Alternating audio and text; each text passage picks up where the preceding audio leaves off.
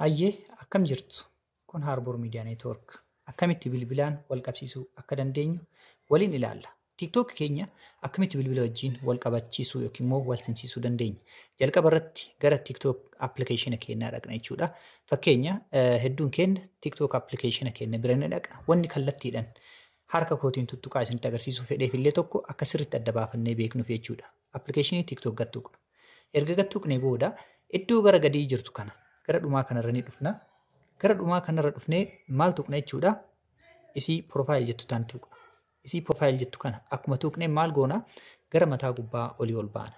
Iddoo kana bira dhufna.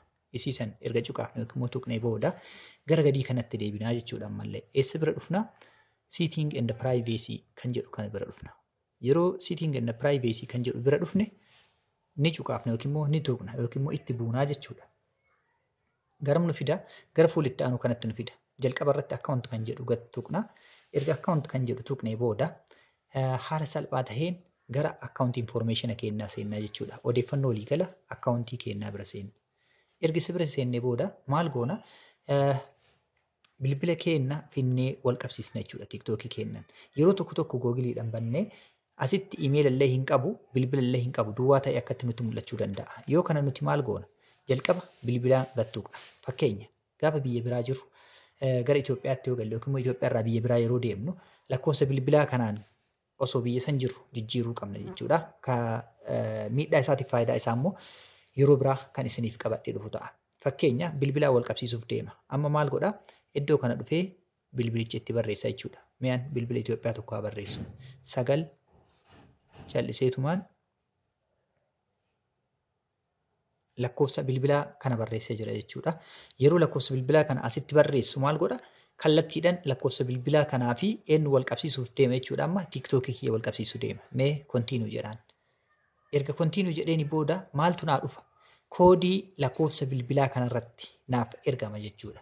Lakkoofsi kun dura ittiin baname yoo ta'e garuu koodiin naaf hin ergamu. Wanni isin beekuu qabdan lakkoofsa TikTokiin ittiin hin banamin ta'uu qaba. Yeroo tokko security waan akkanaa isin gaafata.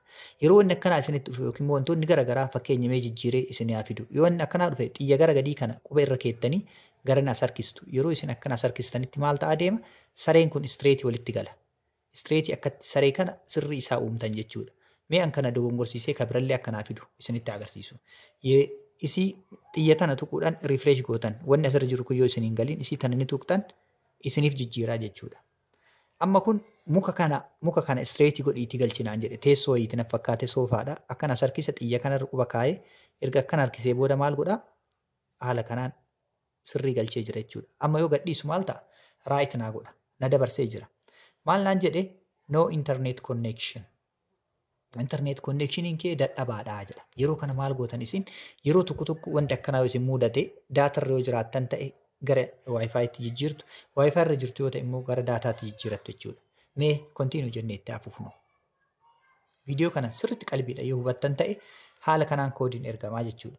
Yeroo koodiin akkatti ergamu koodii bilbila keenyarra nuu dhufe san dhaqneetiin finna. Yeroo koodii bilbila keenyarraa finnee asii galchinu koodichi bilbila keenyarra seenu sun maal ta'a jechuudha? Kallattimaan akkaawuntii keenya kanaan wal nuu qabata. Kanaaf koodii bilbilicharraa dhaqee fidee kan isinitti agarsiisu ta'a.